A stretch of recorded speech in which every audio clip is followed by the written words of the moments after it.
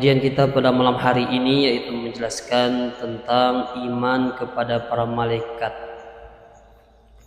Sebelum kita menjelaskan iman kepada para malaikat, di sini kami ingin mengulangkan kembali secara ringkas tentang sifat-sifat yang wajib bagi Allah Subhanahu wa taala, yaitu ada 20 sifat.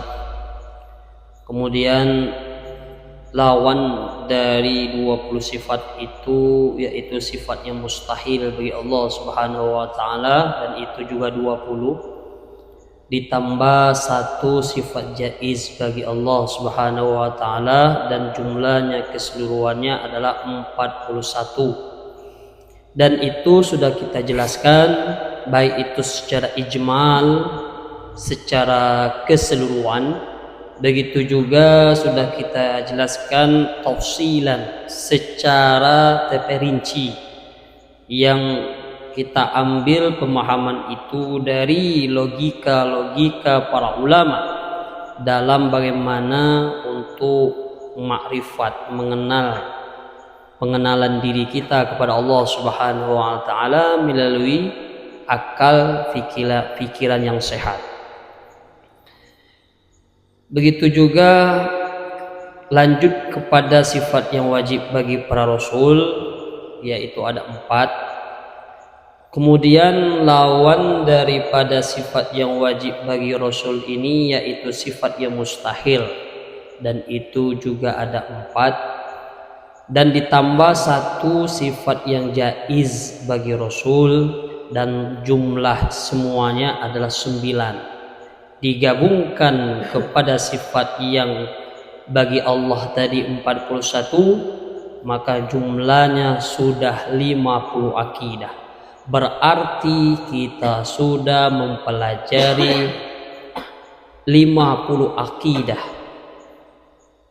baik itu secara umum maupun secara terperinci. Nah, setelah itu baru masuk kepada pembahasan tentang iman kepada para malaikat. Iman kepada para malaikat itu dibagi kepada 2 bahagian. Bagian yang pertama, wajib beriman dengan para malaikat itu dengan cara harus mendetail atau dengan cara terperinci.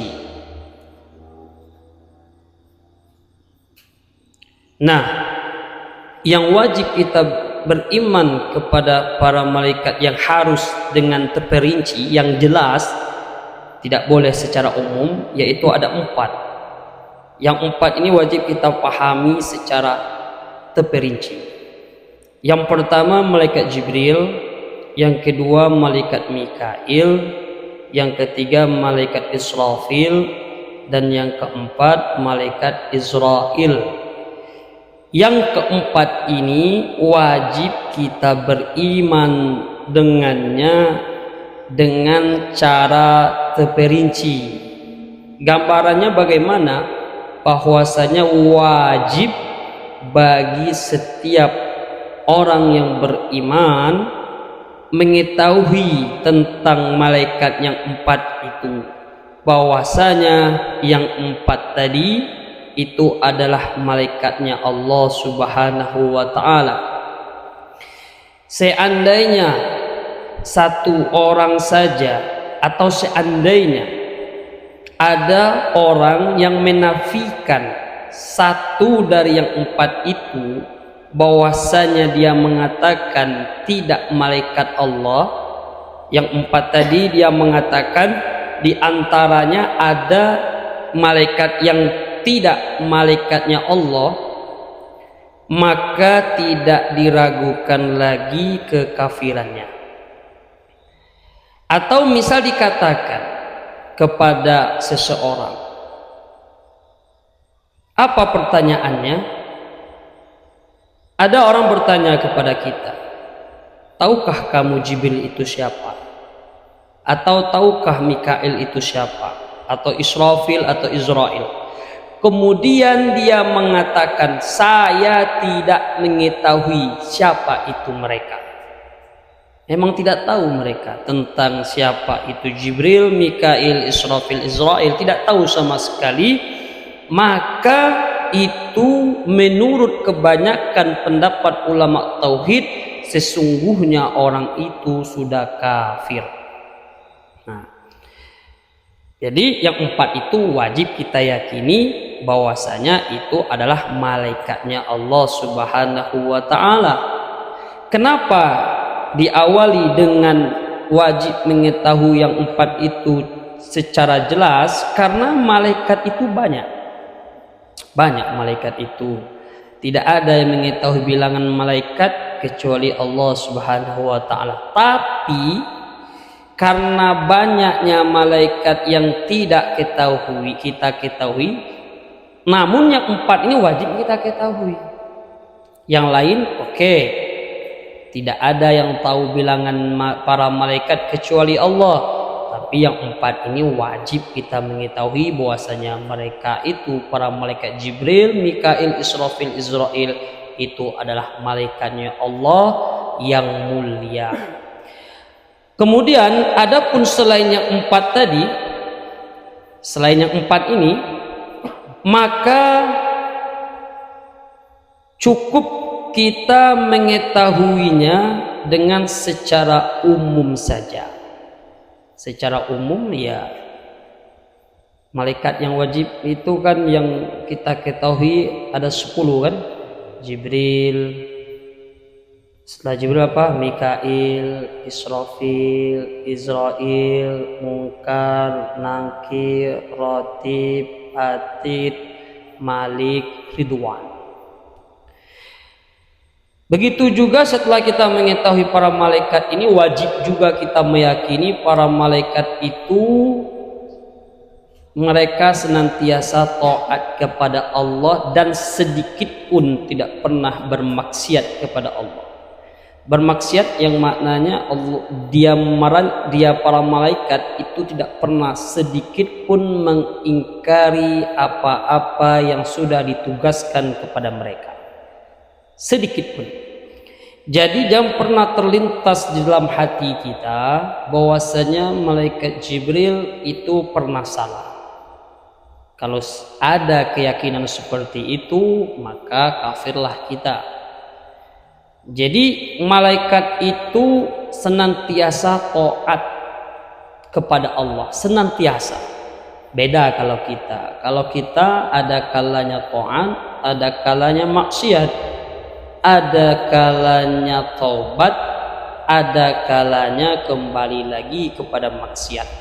Sedangkan para malaikat itu mereka melakukan apa-apa yang sudah Allah perintahkan terhadap mereka, dan mereka sekalipun tidak pernah mengingkari atas apa yang sudah ditugaskan kepada para malaikat itu.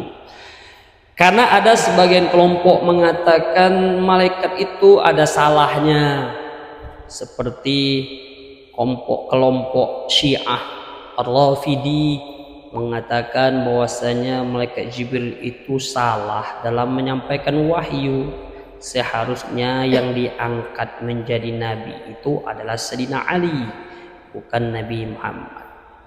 Dan ini adalah kelompok firqah yang sesat kalau mereka memahami seperti itu. Karena Syiah itu ada 2 ya. Ada Syiah yang dia itu masih dikategorikan tidak menyalahi tentang akidah tauhid. Ada juga Syiah itu yang mengingkari, yang berbeda, jauh berbeda dengan kita. Itu yang disebut dengan Syiah Ar-Rafidi. Kalau Iran itu kan Syiah juga dia, tapi bukan Syiah yang secara umumnya, bukan Syiah yang mengingkari rukun iman. Buktinya Iran itu mereka berangkat haji. Mereka sama seperti kita, cuman berbedanya antara fikihnya saja. Kalau masalah akidah mereka sama dengan kita, kecuali Syiah yang kelompok yang sesat tadi. Karena Syiah itu hanya sebentuk kelompok kan, samalah kita ini kan banyak juga kelompok kita ini.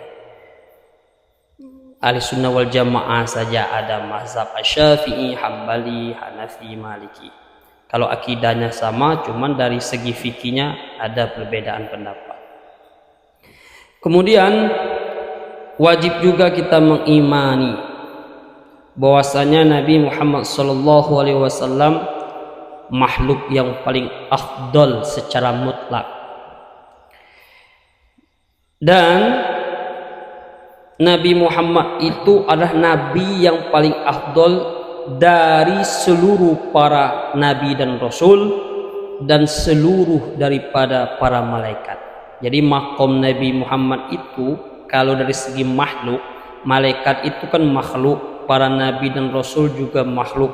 Makom yang tertingginya adalah Nabi Muhammad Sallallahu Alaihi Wasallam. Adapun yang menempati makom kedudukan yang kedua setelah Nabi Muhammad, yaitu para Rasul atau para Nabi yang mendapat ulul azmi, dan itu Nabi Ibrahim, Nabi Musa, Nabi Isa, dan Nabi Nuh. Yang empat ini yang diberi sebutan dengan ulul azmi. Ulul azmi yang maknanya Nabi yang Allah uji dengan ujian yang berat, maka itu disebut dengan ulul azmi. Ini yang empat ini. Nah, mereka makom mereka, kedudukan mereka itu afdolnya setelah Nabi Muhammad Sallallahu Alaihi Wasallam. Kemudian makom yang ketiga yang paling afdol yaitu para Rasul. Karena tidak semua Rasul itu Nabi kan, tapi kalau tidaklah semua Nabi itu Rasul, tapi kalau sudah Rasul pasti Nabi. Maka makom pertama Nabi Muhammad, makom yang kedua yang mendapat ulul azmi, makom yang ketiga para Rasul, makom yang keempat para Nabi. Tingkat kemuliaannya, tingkat keafdolannya. Begitu juga wajib juga kita mengimani bahwasanya Allah Subhanahu wa taala ketika mengutus para rasul itu diikat dengan sebuah mukjizat.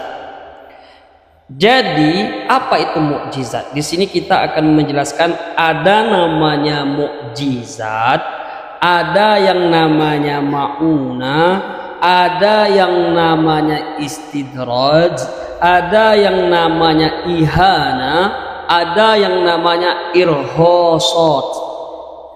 Jadi kita jelaskan satu persatu. Karena banyak di kalangan manusia yang awam itu mengatakan ketika ada manusia yang awam terbebas dari kecelakaan, menurut dia itu mukjizat katanya. Itu mukjizat, itu tidak jauh-jauh kan, di tengah kita banyak orang yang mengatakan subhanallah dia tidak terbakar ya, itu mukjizat dari Allah Subhanahu wa taala. Itu perkataan salto, perkataannya salto, salah total. Mukjizat itu apa? Mukjizat itu sesuatu yang di luar nalar akal sehat yang Allah berikan kepada kekasihnya yang mengklaim kasihnya itu bahwasanya dia nabi dan rasul. Artinya kalau terjadi di luar nalar ke para nabi dan rasul itu namanya mukjizat. Seperti apa? Seperti Nabi Musa itu berubah tongkatnya menjadi ular. Itu namanya mukjizat. Kenapa? Karena terjadinya secara akal kita mana bisa tongkat berubah menjadi ular. Tidak bisa. Tidak bisa. Tapi itu terjadi kepada Nabi, maka itu bukan sihir tapi mukjizat. Yang kedua, sesuatu di luar akal sehat terjadi kepada Nabi Ibrahim yang tidak bisa dibakar oleh api. Itu di luar akal yang sehat, di luar akal yang normal, di luar kebiasaan.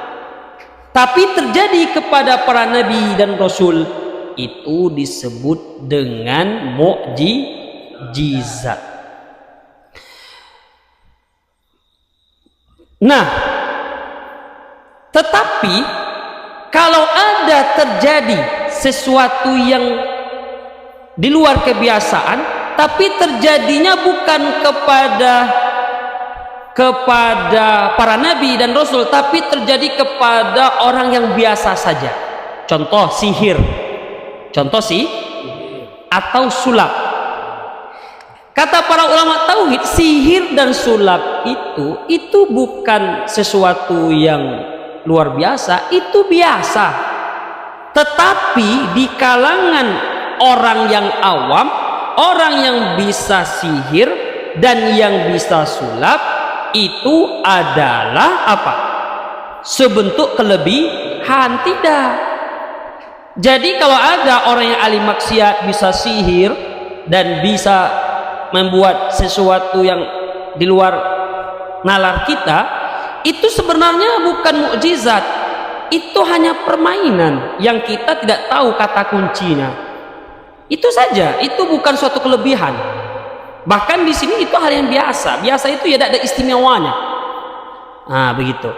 Tapi kalau Nabi Ibrahim yang contoh begini ya, ada pesulap itu tahan direbus dengan air yang panas, tapi kan dibuka juga kan, macam mana caro ya kan, rupanya dikasih air apa dulu tuh yang kayak mendidih tapi di bawahnya dingin gitu. Apa namanya? Trik itu tuh wow, cuman kita saja yang baru melihat kelihatan wow, tapi di kalangan mereka yang belajar itu biasa saja. Itu jadi barang siapa yang mengatakan wow kepada sulap dan sihir, itulah orang yang bodoh. Di kitab ini mengatakan seperti itu, karena itu hal yang biasa katanya. Itu jadi mukjizat jelas ya, sesuatu yang luar kebiasaan terjadi kepada nabi dan rasul. Adapun sesuatu yang agak berbeda yang terjadi di kalangan orang yang biasa saja, itu bukan sebenarnya luar biasa, itu trik saja. Kita saja yang tidak tahu triknya. Kalau kita tahu ya pasti biasa saja.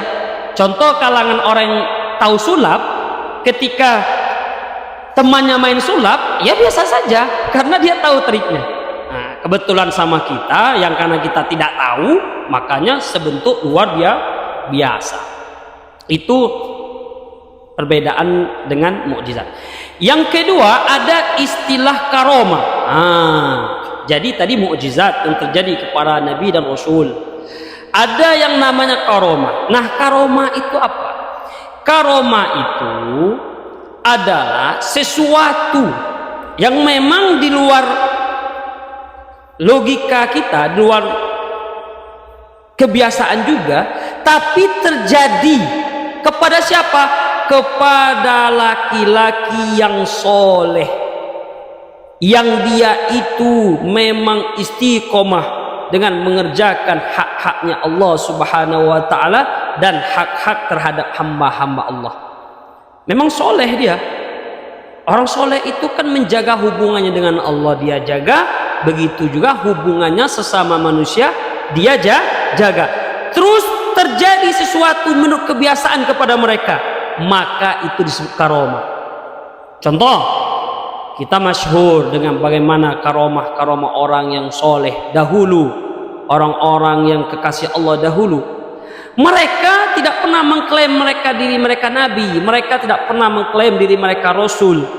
Tapi karena mereka mengerjakan perintah Allah dan menjaga hubungan sesama manusia, sehingga Allah berikan keistimewaan kepada mereka khariqul ada. Memang di luar kebiasaan juga, tapi itu bukan mukjizat. Tetapi itu, dan itu juga tidak hal yang biasa. Memang itu di luar biasa, tetapi disebut dengan istilah karomah.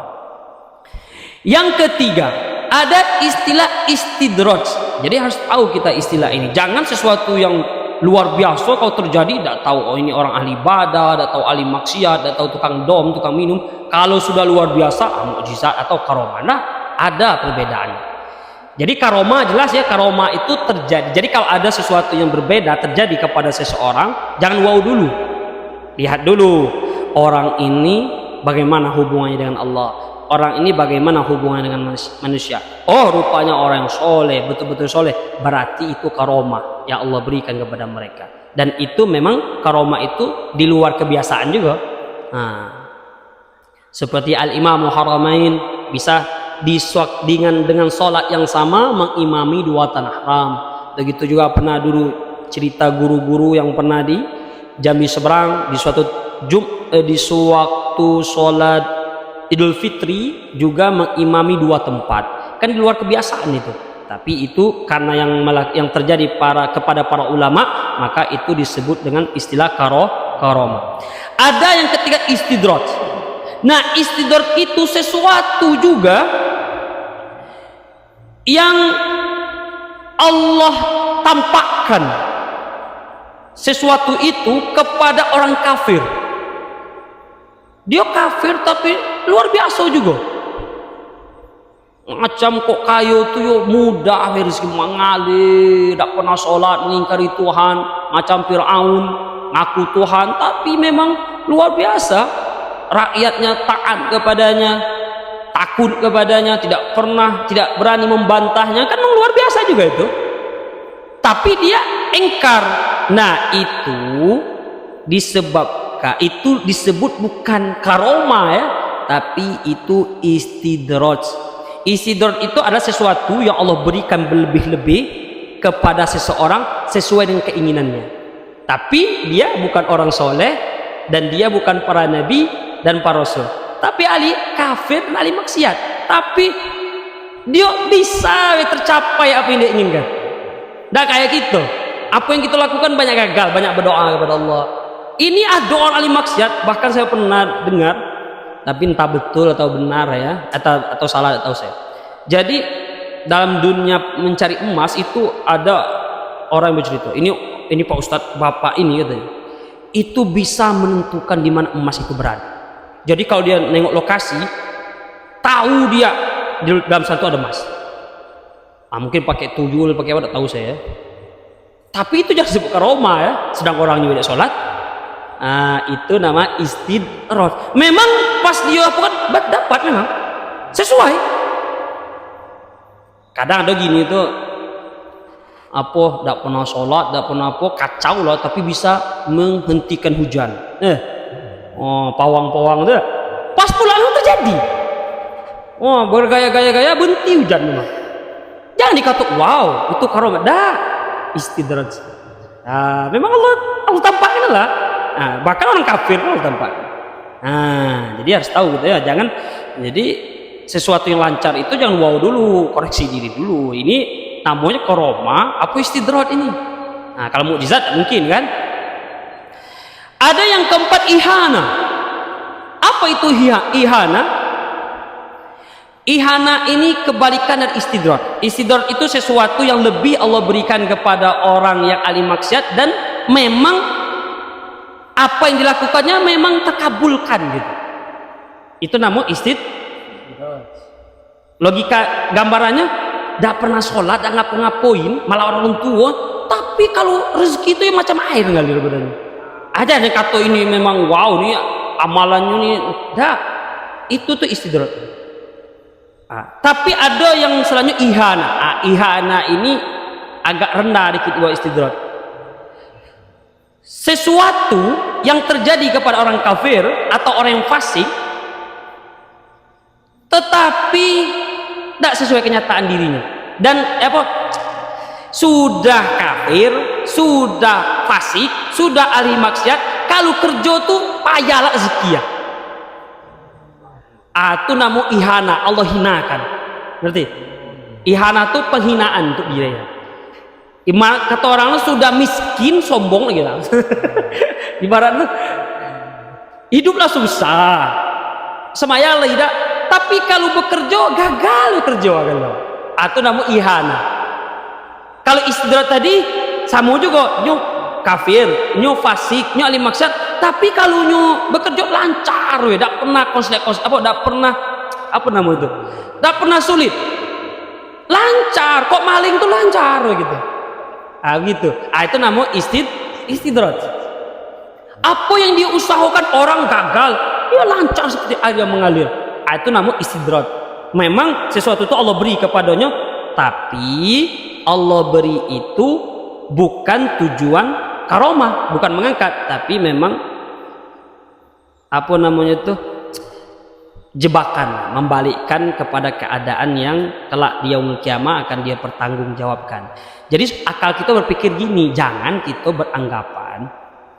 Kadang kan orang nih iman-iman yang setengah-setengah ini kan kadang berpikir juga, wak lah ngaji ya, wak lah malah sholat 5 waktu, terus wak lah mengamalkan zikir-zikir.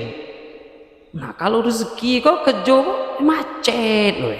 Tapi ada kanti, tak do semayang, tak do ngaji, alina kau balik misal, tapi rezekinya dekek lubang yang sama, misalnya kerjaan yang sama, kok lancar wadah, pada wak zikir di tangan tiap lagi. Nah, jangan wow dulu, itu istidrat.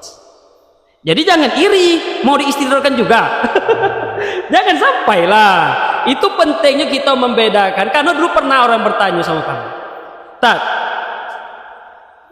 Ustadz bilang kalau sholat, kalau sedekah Allah datangkan rezeki, kalau sholat itu Allah mudahkan semua urusan, ya banyaklah kebaikannya.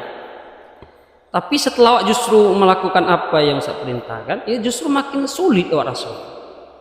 Tapi pernah ada kawan awak itu, ya bahkan tidak ngaji, tidak sholat lagi sama sekali, lancar, kesayangan bos lagi misalnya. Ya jangan wow lah, emang mau dibaliknya seperti itu? Nah, itu istidrat. Jangan iri sama orang diistidratkan. Iri itu kalau orang dikaromahkan. Jangan iri masa istidrat. Makanya sering saya mengatakan perumpamaan itu begini. Kadang kita tuh tertipu. Maka Allah mengatakan dalam Quran itu apa kata Allah? Tidaklah sesuatu yang kamu tidak sukai itu buruk bagimu. Itu lebih baik mungkin bagimu dari Allah Subhanahu wa Ta'ala. Dan ingat, jangan kamu merasa sesuatu yang kamu lakukan itu baik atau memang kamu sukai pekerjaan itu, bisa jadi itu Allah tidak ridho. Maka kembalinya tetap apa sih yang Allah berikan terbaik untuk ada sebentuk penerimaan atau penghambaan. Ini memang mudah atau ini ngamalnya agak sulit juga nih. Jangan tidak semudah terbayang di otak kita sekarang ini. Tapi minimal kalau ada kunci ya, kalau ada iri-iri dikit sama orang tidak sama yang lancar rezeki ya, jangan wow lah. Jangan wow kan. Minimal kita tahu bedanya tadi.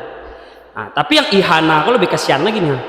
Sudah fasik, sudah maksiat, kalau kejo tak doplat, sulit lah luar biasa lah. Itu namanya ihana, penghinaan. Allah hinakan dia. Terus ada yang terakhir namanya istilahnya irhasad.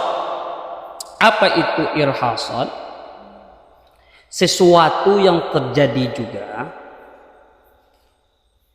tapi itu terjadi sebelum irhasad itu tanda-tanda yang terjadi kepada para nabi dan rasul sebelum dia diangkat jadi rasul. Itulah tahu tanda-tanda. Seperti Nabi Muhammad SAW sebelum dia menjadi rasul saja dia sudah banyak tanda-tanda yang dia ini bakal menjadi rasul. Seperti datang ibunya bermimpi didatangi malaikat Jibril, engkau akan lahir seorang anak yang sebaik-baik manusia yang engkau berilah namanya Muhammad. Itu masih dalam kandungan saja sudah ada bocorannya gitu kan.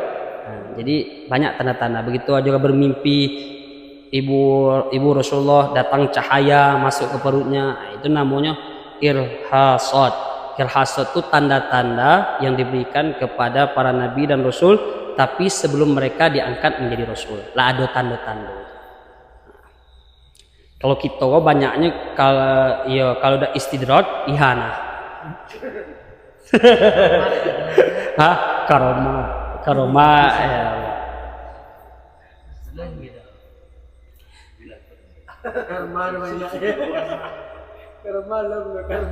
Ah, itu PR untuk Izam itu waktu balik di Purba itu apa kini dah karoma. Apa ihana istidrat. Allah Subhanahu wa taala itu berpikir juga. Kadang bingung lah kan. Ya kita bisa. Hari kau nak sama-sama yang lancar rezeki ya. Kau jangan kau berkah majelis. Majelis tu kalau sama yang wajib tinggal, dah telok majelis mengalahkan yang wajib. Ngaji kau cuma sunnah, solat tu wajib, mana bisa sunnah mengalahkan yang wajib. Nah. Tapi seandainya pun karomah nyak janganlah saya sebut kurang lah.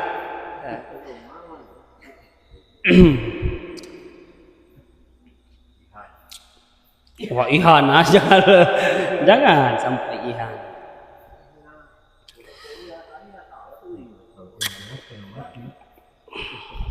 Kemudian sekali lagi dah. Wak orang ngaji itu maulah panjang, cuman wak majelisnya ibu ancin. Kalau duduk itu agak bereng-bereng itu.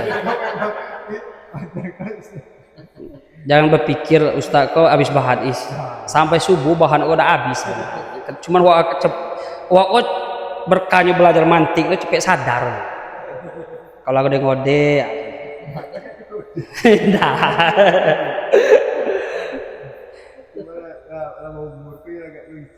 Itu. Ya. Ini ngaji atau boleh terpaksa lah.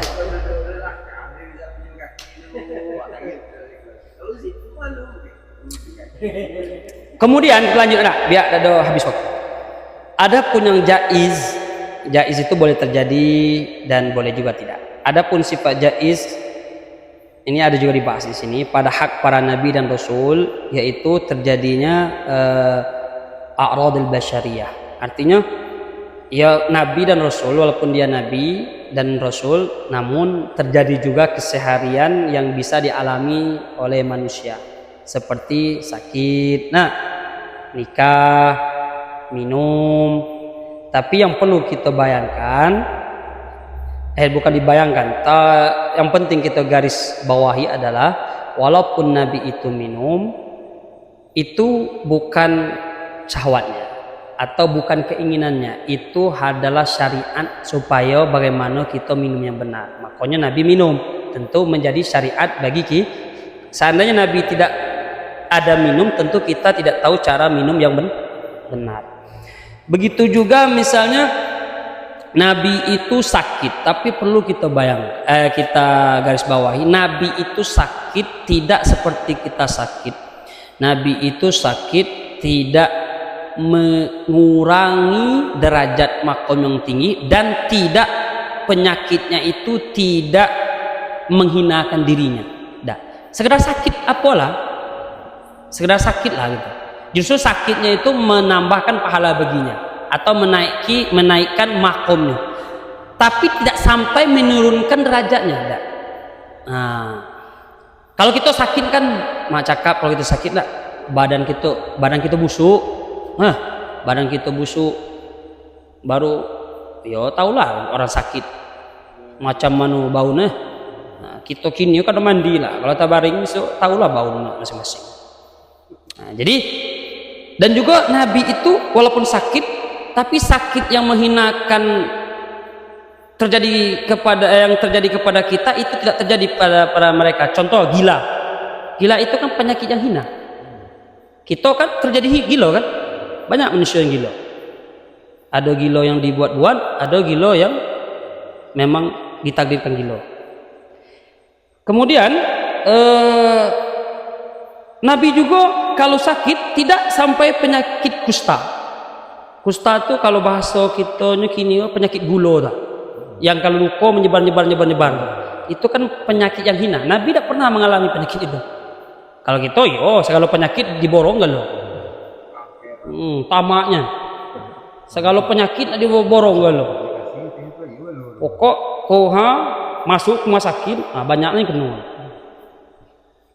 Kemudian baros itu penyakit putih-putih. Nabi para Rasul walaupun baros itu penyakit tapi tidak pernah ditimpang kepada mereka karena itu penyakit yang menghinakan, yang bisa menurunkan makom mereka. Maka penyakit itu tidak pernah terjadi kepada para Nabi dan Rasul. Nah, begitu juga buto. Kalau buto itu kan sebentuk penyakit. Kalau di segi penyakit bukannya orangnya hina ya banyak orang buto mulia. Tapi dari segi penyakit, ya memang menghinakan, buto kan tidak sempurna kan. Nah, itu tidak terjadi kepada para Nabi dan Rasul. Nah, kemudian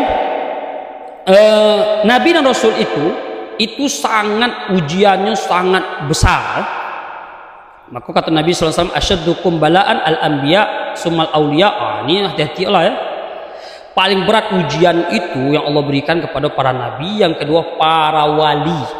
Maka kalau disiko tidak jadi wali, karena Allah tahu kalau diberi ujian gugur langsung, maka tidak diberi makom wali. Jadi jangan bermimpi lah jadi wali ya, kecuali wali hakim silakan lah, atau wali anak untuk nikah boleh. Tapi ingin jadi wali macam kekasih Allah, guru sukum, tidak lulus doh. Maka Allah cukuplah macam kau sudah, jangan aneh-aneh lagi minta. Jangan minta karomah. Kaget Allah bagi karomah jadi wali. Diberi ujian dikit. Orang tidak bisa izin bini bila galau. Baru tuh ujian baru. Belum ujian yang macam dialami. Para ulama tuh ujiannya luar biasa. Cuman mereka karena kekasih Allah ya santai saja. Kalau mereka ceritakan apa yang mereka rasakan, mungkin ada misalnya kita tanda-tanda wali, akhirnya kita berdoa, ya Allah, tidak usah jadi wali. Mungkin kalau diceritakan, karena ujian yang berat itu para nabi dan para wali. Kemudian baru orang-orang yang kira-kira amalnya ingin macam wali atau pakai ujian. Nah, jadi yang kalau sudah banyak sholawat, lah istiqomah ngaji, ya betul istiqomah ya, itu ujian lah boleh berat gitu. Tapi jangan sampai lagi, ya jangan wali oke lah, tapi jangan sampai hina kan. Ya oke lah, kalau ngaji itu kan adalah ujian, banyak ujian. Tapi ujian itu kira-kira bisa lah lewat. Maka kata Nabi, sumal aulia, sumal amsal, fal amsal. Amsal itu apa maksudnya? Ini tidak ada Nabi, ini tidak ada wali, tapi ini sudah mulai dekat cara pengamalannya kepada wali. Ujiannya luar biasa tuh. Oke lah, tidak jadi Nabi tidak mungkin. Ya jadi wali, ya mungkin terlalu berat. Minimal mendekati wali lah, tapi beratlah ujiannya. Ya jangan takut lah, sanggup lah nak, sanggup lah. Kemudian ya terus sampai ke bawah. Artinya orang yang semakin baik taatnya, semakin dekat dia kepada Allah, semakin levelnya semakin naik dan ujiannya semakin naik. Patokannya seperti itu. Kalau macam itu Ustaz, ada ingin kena ujian lah. Ayo itu tadi, ya tidak pernah sekolah tadi kan. Ada naik semacam itulah. Itu besok lah ada naik tapi ihana lagi, dihinakan. Makanya naik lah, walaupun dikit demi sedikit tetap naik. Insya Allah kerobah itu jangan dulu.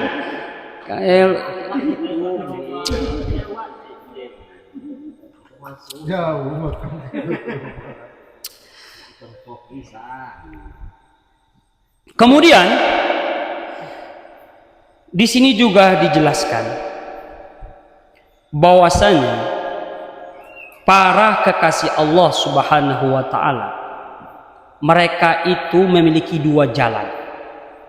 Yang pertama, jalan mengerjakan perintah Allah. Kau bagilah ilmu ya nak jadi wali lah, aku ilmu. Silakan. Kalau di situ kata wa amal wila, kalau mau jadi wali itu jalannya ada dua. Ya dua kau yang beradu. Pertama, mengerjakan seluruh perintah Allah. Yang kedua, menjauhi semua larangan Allah. Ini masih disebut wali umum. Baru wali umum. Wali umum itu artinya sholat 5 waktu. Nya kalau wajib zakat, artinya yang wajib dikerjakannya. Ayat maksiat ditinggalkan.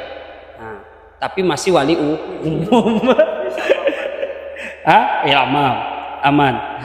Nah, itu masih wali umum. Tetapi ada wali khusus. Wah, wali khusus kok yang mendapat makom karomah. Kalau sudah wali khusus, yaitu langsung. Tadi kan ada orang. Jadi gini, kita tuh sebenarnya jadi wali Allah, tapi wali umum dia. Jadi kalau kita sholat 5 waktu dan berusaha meninggalkan maksiat, itu tuh wali gitu. Tapi wali umum kok banyak. Tidak perlu dibuat perlombaan karena terlalu banyaknya. Ayo. Kita lah wali ya kan, sholat kan, wali sudah wali, tapi wali umum. Nah, yang terjadi karomah tadi bukan wali umum, wali khusus. Nah, wali khusus itulah mereka mengerjakan bukan yang wajib-wajib yang 5 waktu tadi, tidak, lebih dari itu. Sehingga karena dia melakukan, kemudian dia bukan meninggalkan yang haram, tidak, yang makruh dia tinggalkan, yang syubhat dia tinggalkan. Kalau kita kan haramnya dulu kan, kadang yang haram dia pura-pura tidak tahu supaya jadi halal kan. Nah, kok tidak ada. Wali itu bukan yang haram saja dia tinggalkan, yang makruh, yang syubhat, yang tidak jelek, perkara yang tidak jelek. Apa kata kalau istilah kalau orang kerja sen apa sen imam. Yang tidak jelek sen apa nama? Itu tidak mau. Sebenarnya sen itu jelek lah, cuman di pura-pura tidak jelekan. Padahal jelek lah betul tuh celok kan, cuman di pura-pura. Aku memang tidak jeleknya lah tuh. Entahlah. Jadi adapun wali yang tingkat yang betul-betul tadi wali khusus, itulah yang mereka yang sudah melakukan bukan wajib saja tapi yang lebih daripada itu, kemudian bukan meninggalkan yang haram saja tapi yang makruh dan syubhat dia tinggalkan. Maka baru yang seperti Allah apa kata? Al-aqaya rabbaniyah. Allah akan berikan keistimewaan ketuhanan. Dan jadi Tuhan dah. Tapi apa yang dia alami itu macam dak sifat manusia lagi. Seperti apa? Ka ilmil laduni. Dak pernah belajar alim. Dak pernah belajar alim. Ilmu laduni ada. Itulah dalilnya apa? Ittaqullah yu'allikumullah. Jadi orang yang wali yang kedua tadi, deknya takwa kepada Allah, Allah beri ilmu kota, tahu dia. Itu namanya ilmu laduni. Kalau kau ilmu jangan cukup belajar. Kalau wali umum kau belajar dulu baru paham. Kadang belajar tidak paham. Tapi jadilah wali umum kan. Kalau wali khusus ini karena ketingkatan takwa yang tadi, karena takwa itu kan melebihi tadi kan, maka Allah beri keistimewaan sebentuk ketuhanan. Ya ketuhanan itu bukan jadi Tuhan. Kalau Tuhan kan tidak perlu belajar ilmu kan, dan dia memang ilmunya fi zatihi, tidak ada awalnya. Tapi orang yang kekasih Allah tadi, yang memang Allah takwa betul-betulan tadi, maka Allah beri ilmu tanpa dia usaha. Bighoirit muktasab, tampaknya belajar, tampaknya menuntut ilmu, Allah pahamkan ilmu.